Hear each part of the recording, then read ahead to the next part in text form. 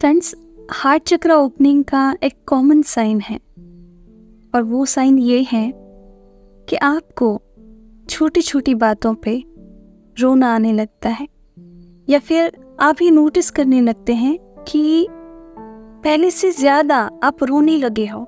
ज़्यादातर टाइम आपकी आंखों में आंसू आ जाते हैं जब भी आप कोई बात सुनते हैं, राइट? या फिर परमात्मा के प्रति आपका प्रेम बहुत बढ़ जाता है जब भी परमात्मा के रिगार्डिंग आप कोई भी भजन सुनते हो या फिर कथा हो, कुछ भी हो, आपकी आंखों से आंसू टपकने लगते हैं। या फिर आप मेडिटेशन में बैठे हैं और अचानक से आप इतने इमोशनल हो जाते हो और आपकी आंखों से आंसू बहने लगते हैं। आपको पता नहीं है कि ये आंसू क्यों बह रहे हैं।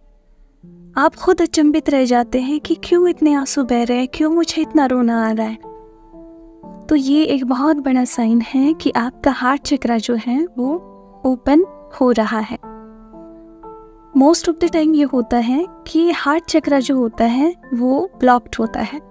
ब्लॉक्ड इन द सेंस एक नमनेस होता है। नमनेस यानी आप अपनी फीलिंग को, अपने इमोशंस को पूरी तरह से फील नहीं कर पाते, राइट? आपको ज़्यादा रोना नहीं आता किसी की कोई भी बात सुन के, या फिर कुछ भी हो, आप किसी मंदिर में भी जाते हो तब भी आपको आप वो इमोशन फील नहीं करते, वो कनेक्शन फील नहीं करते, राइट? और जैसे ही आपका हार्ट चक्र ओपन होने लगता है धीरे धीरे, वैसे आप अगर किसी मंदिर में भी जा रहे हो तो आपकी आंखों से आंसू झलकने लगेंगे।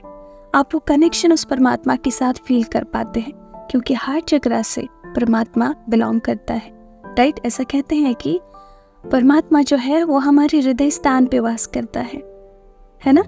तो जैसे ही ये ओपन होने लगता है तो धीरे धीरे आप इमोशनल फील करने लगते हैं। आप अपनी फीलिंग्स को, अपनी इमोशंस को पूरी तरह से फील कर पाते हैं जो अब तक नम पड़े थे।